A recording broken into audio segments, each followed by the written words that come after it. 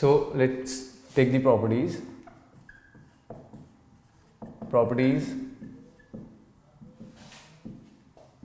of determinants.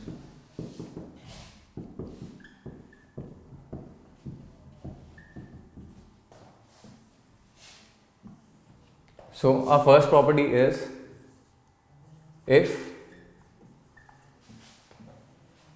the rows and the columns of a determinant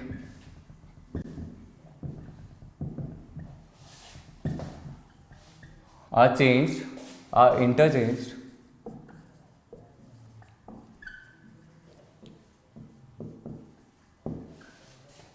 the value of the determinant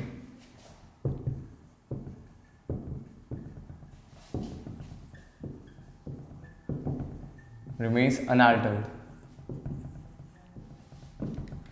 So let's take the example of a 3 by 3 determinant. Let's say we have A, B, C, D, E, F, G, H, I. So if we interchange the rows and columns of this determinant, it doesn't affect the value of the determinant. So let's suppose the value of this determinant is delta 1. Now if we have interchanged the rows and columns, we get A, B, C, D, E, F and G, H, I. So let's suppose the value of this determinant is delta 2. So from this property we can say that delta 1 is equal to delta 2. Basically, changing the rows and columns and interchanging them doesn't affect. Let's take the second property.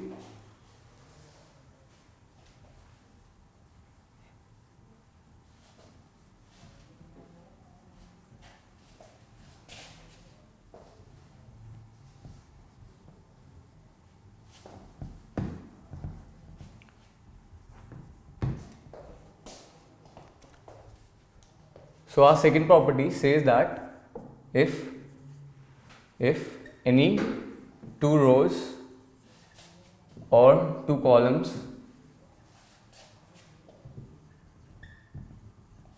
of the determinant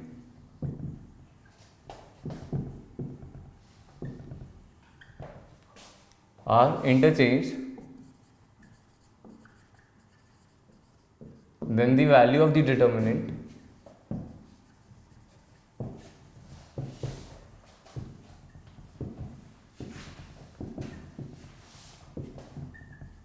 becomes the negative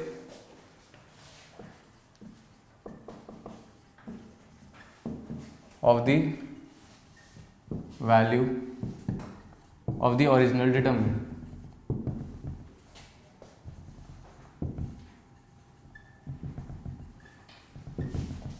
So let's say we have a determinant A, B, C, D, E, F, G, H, I with the value of determinant being delta 1. Now suppose we interchange these two rows, we get B, E, H, A, D, G and C, F, I. Let's suppose this is delta 2. So this property says that delta 1 is equal to delta 2.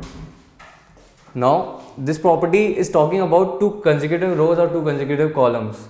So basically if we change two consecutive rows and two consecutive columns, we get the negative of the value of the determinant. Now what if we change the first and the third row?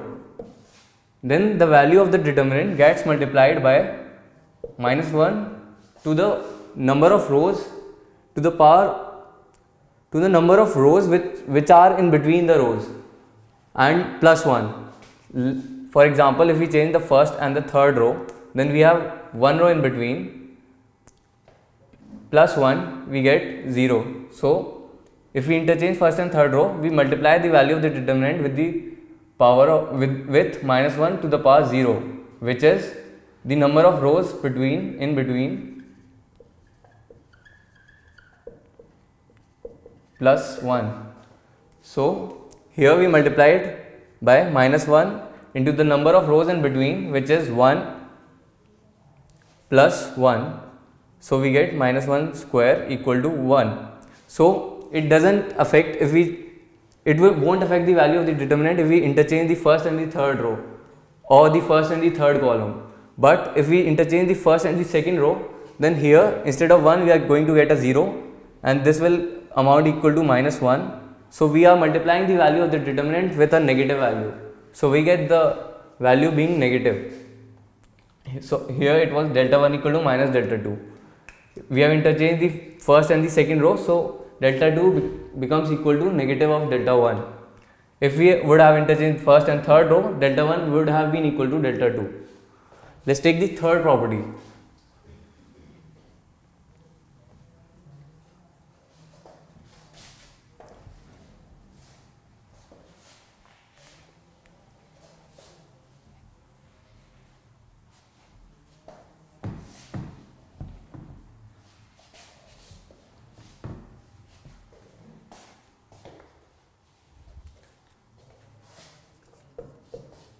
So the third property says that if any two rows or columns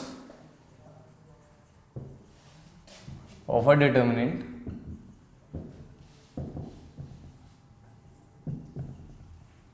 are equal or same,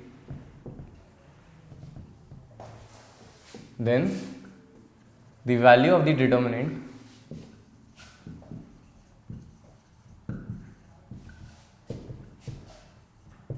is equal to 0. So basically what we mean with this property is that if we have a determinant containing two same rows, that is if first row is ABC, second row is DEF, and the third row again is ABC, then the value of this determinant is 0. This also applies to columns. If this column was equal to this column, i.e. all the corresponding elements were same, then the value of the determinant would have been equal to 0. Now let's take the fourth property.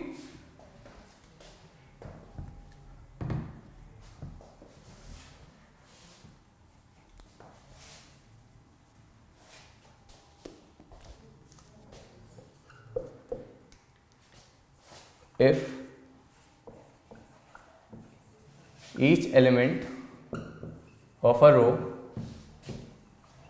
or column is written as the sum of two or more than two terms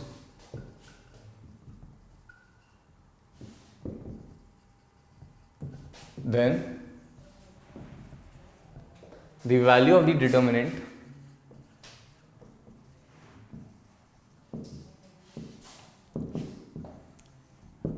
can also be written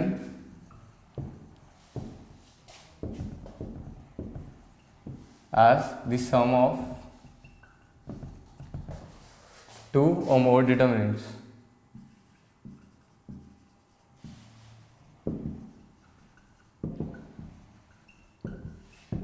For example, if we have the determinant 1 1 1 ABC a square minus BC b square minus CA c square minus AB, how do we solve this determinant? We can use the usual approach, taking this column and solving the normal way, i.e. taking this element, multiplying with the cofactor, plus taking this element, multiplying with the cofactor, plus taking this element, multiplying with the cofactor. But it would take a lot of time for us, because if we multiply, both the terms are going again and again going to come in our equation, and it is going to be a very hectic for us writing all the terms in one equation itself for this determinant. But if we divide this determinant in two parts, let's say we have 1 1 1 ABC a square b square c square minus 1 1 1 ABC minus BC minus CA minus AB. Now if we solve them separately, it is going to be a lot easier for us. we can apply even more properties to this, but we are going to talk about them later when we take further more properties. But right now we simply see here that what we have applied is, here we were having a determinant which contained a row, which contained a column that had all the elements as a sum of two elements. So we divided the determinant in two determinants correspondingly. The elements were having a minus sign between them, so the determinants also had a minus sign between them. If the elements were with a positive sign, then this sign would have been positive. So basically, if all the elements in a row or column are written as the sum or differences of two elements, then we can write the determinant as the sum or difference of two different determinants. Now let's take the next property. Let's take property 5, which says that if to each element of a row or column of a determinant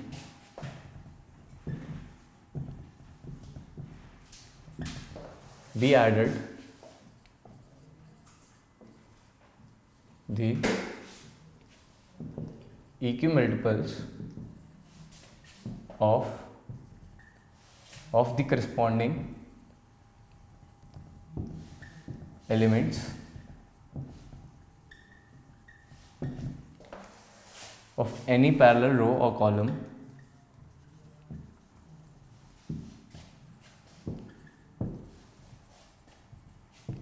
then the value of the determinant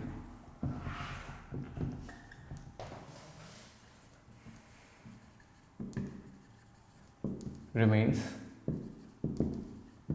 unaltered.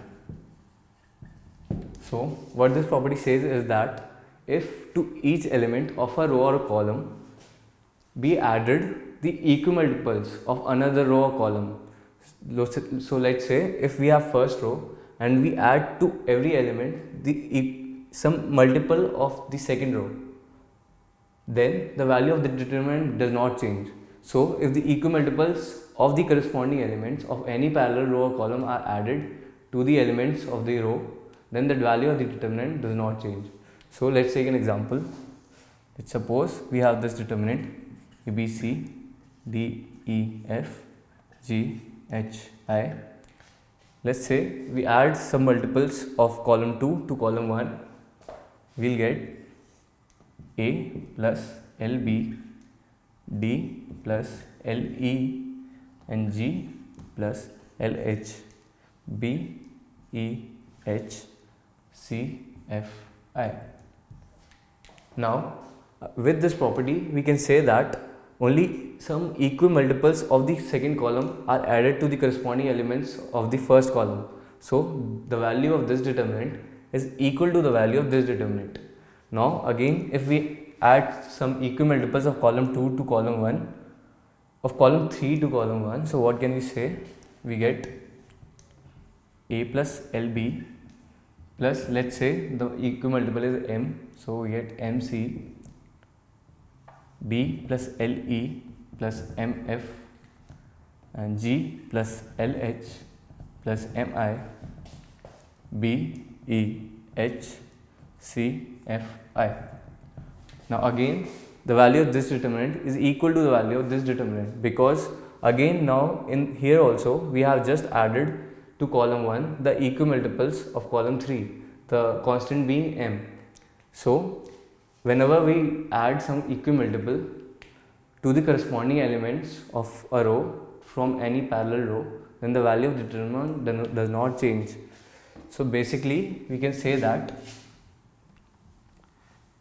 if we change our original determinant A, B, C, D, E, F, G, H, I to a form of determinant which has this form, let's say A changes to A plus LB plus MC, D changes to D plus LE plus MF, and G changes to G plus LH plus MI.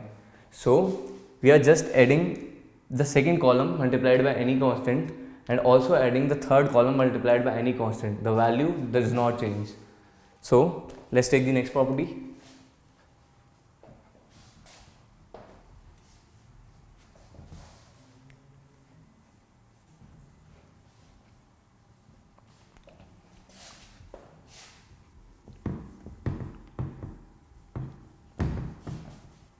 So the next property says that if all the elements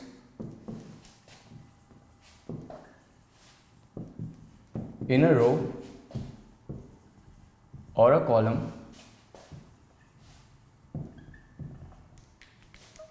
are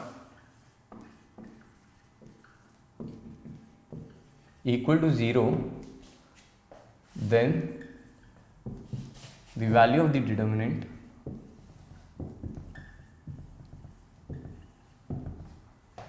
is also equal to 0.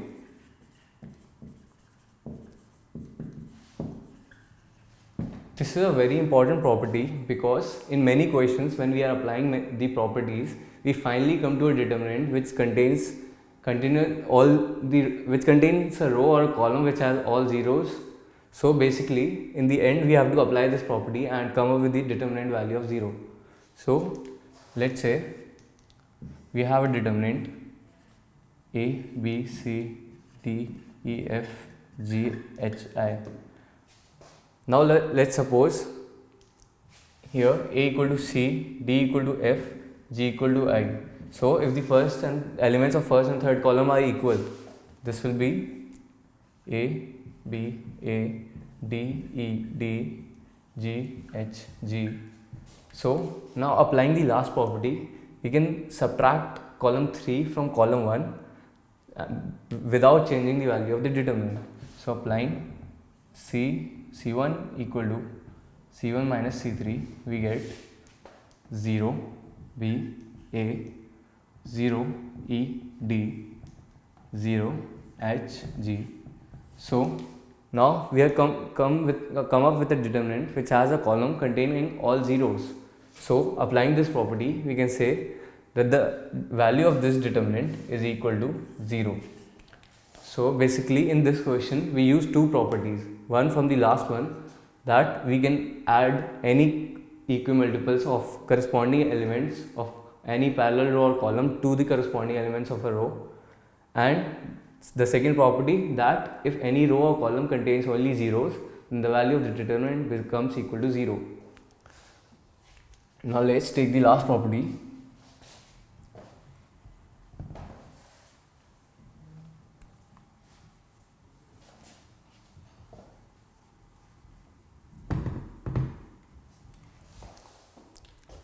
The last property says that if a determinant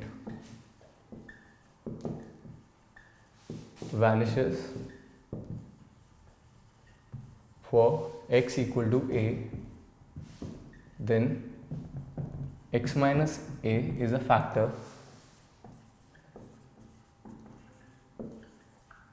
of the determinant. In other words,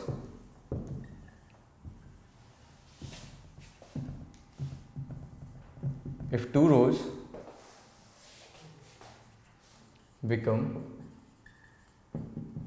identical for x equal to a, then x minus a is a factor of the determinant.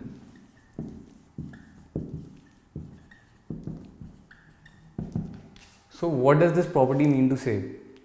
This property says that we have a determinant containing a row or a column or more than one rows or columns as a function of x. So basically here we have a determinant which is a function of x.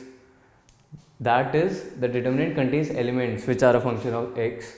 So if when we replace x equal to a in the determinant, the value of the determinant becomes 0. That is, if we replace x by a in the determinant and calculate the value of the determinant, and if we are getting 0, so we can say that x minus a is a factor of the function of x, which is dx, which is the determinant we are talking about. So basically what we need to check is whenever we have a function that is dx, the determinant of x, we need to replace x by some values, and if the value gives the determinant's value equal to 0 or the determinant's value vanishes, then we can say that x minus that value is a factor of this function of x. Now let's take a question.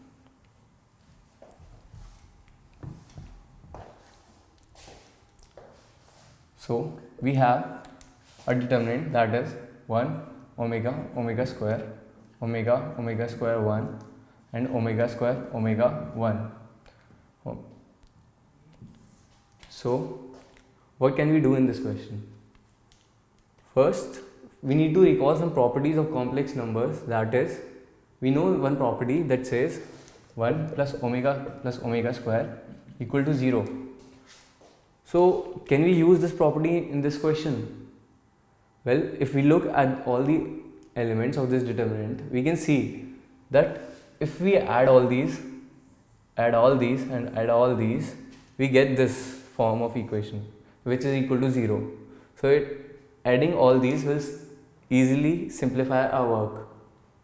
Can we add all these elements without changing the value of the determinant? Yes, we can. That was the fifth property which we were talking about. So this can be written as 1 plus omega square omega square 1 plus omega square 1 and 1 plus omega square omega 1. This is equal to 0 0 0 omega square omega square 1 1. This is equal to 0 as one column of the determinant contains all the elements being equal to 0. So basically when we are given a question, we just need that what are the equations which we can use to simplify our determinant. After simplifying, we need to use the properties which we have learned, and mostly we always try to, if we have some equations which can be equated to 0, after adding some columns to another columns, we always use that to simplify our works. We change all the columns by adding them up and making them equal to 0.